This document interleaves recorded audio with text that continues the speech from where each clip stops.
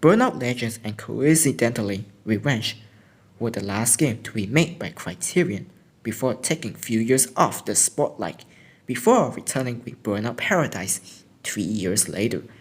But in between those years, there's another game that was released, but it was not well received by the fans to say the least.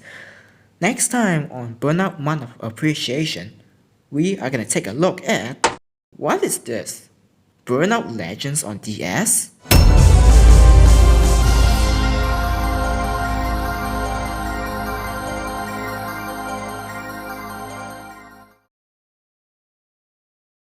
After Burnout Legends being released on PSP, it turns out there's another version being ported to Nintendo DS. It was developed by another company called Visual Impact, a company that I personally never heard of. Released on November 29, 2005, and Criterion has nothing to do with it. So, new developer, new system, things can't get any worse, right?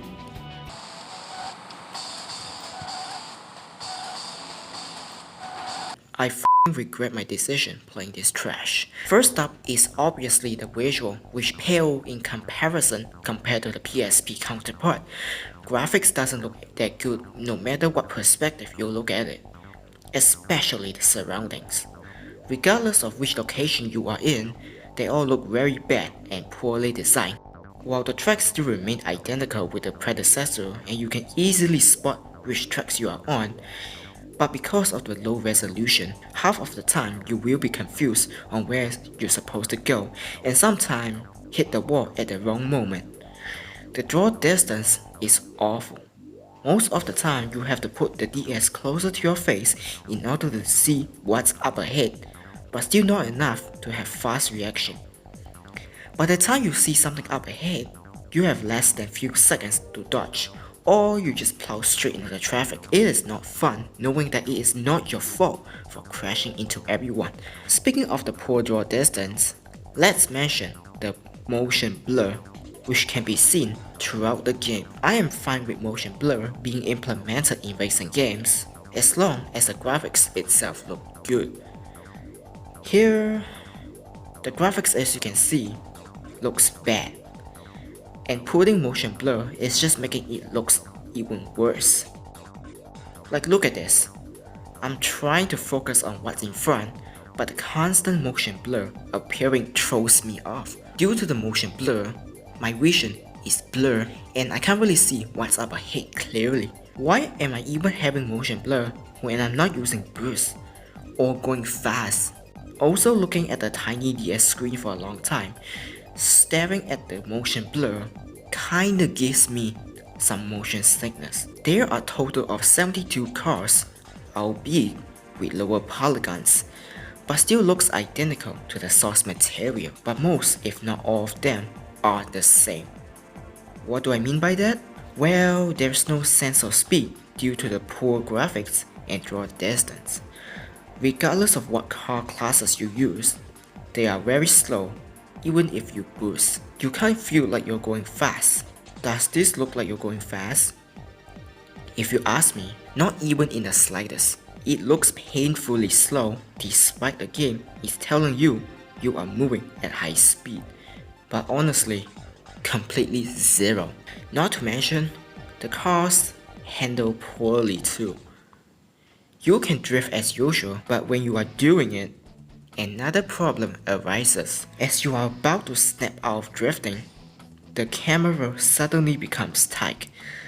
At this point, you must be confused, so let me try to explain it. If you pay closer attention, while you're driving normally, the camera follows your car loosely, very loose. But when you try to drift, especially while boosting, the camera follows your car tightly, which is very disorienting and making corner turning pretty much harder and probably impossible. Imagine this, you are having a really good lap, but when it comes to drifting and you stumble across this tight camera movement, it can seriously mess up your trajectory. This is a very badly designed mechanic, as the previous Burnout games doesn't do this at all.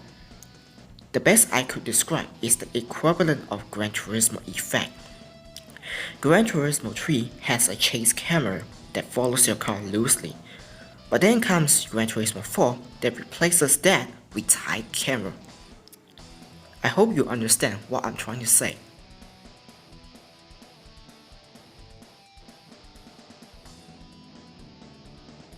This is another factor that gave me motion sickness. While we're at the subject of cars, let's mention another problem. Oh boy, we're not done yet. The physics, which is the biggest offender of this game. The car controls pretty well and are responsive with the D-pad, and that's about it. The rest is just utter train wreck.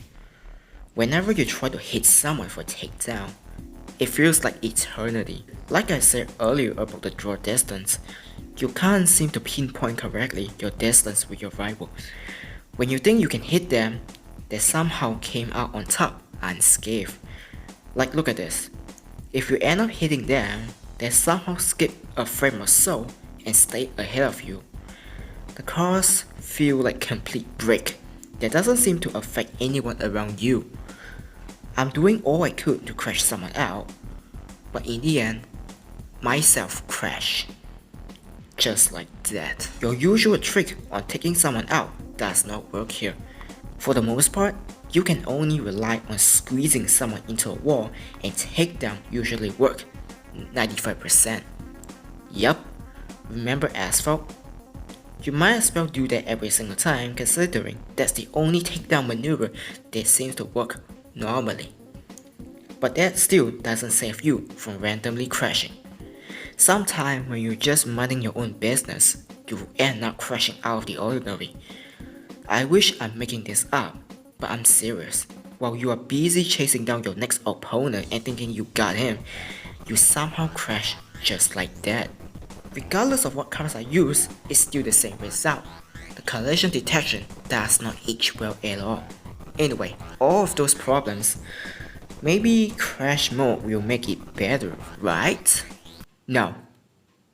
It's still terrible.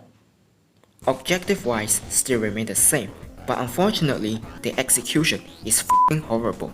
Cars felt like complete brick with no momentum. No matter what you crash into, you come to a complete stop. No matter how hard you try, you still come to the stop, which is ridiculous. Like look at this. I'm accelerating at full speed, expecting a great takedown, but then I crash. As if some great force holding me behind. And guess what? It doesn't matter what angle I try, it still had the same result. You gotta be f***ing kidding me.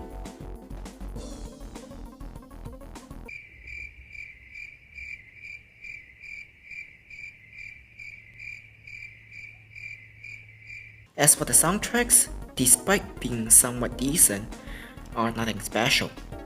They aren't memorable enough and not good enough to reach the standard of Burnout. But it doesn't matter.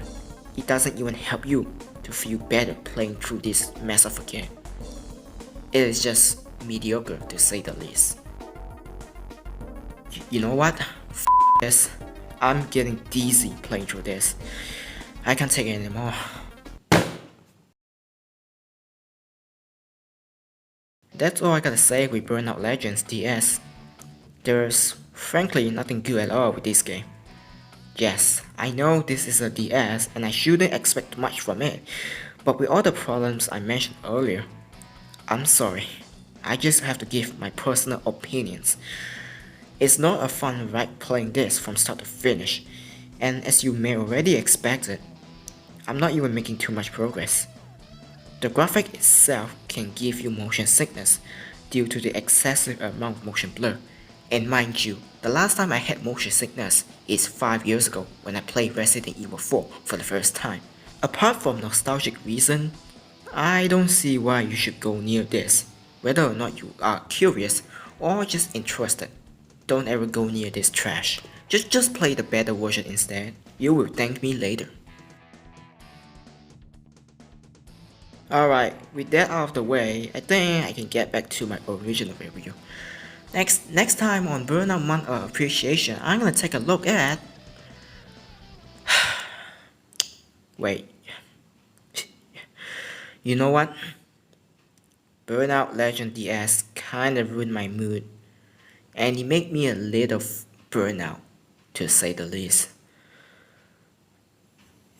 Instead, I think I wanna try something else. Burnout inspired.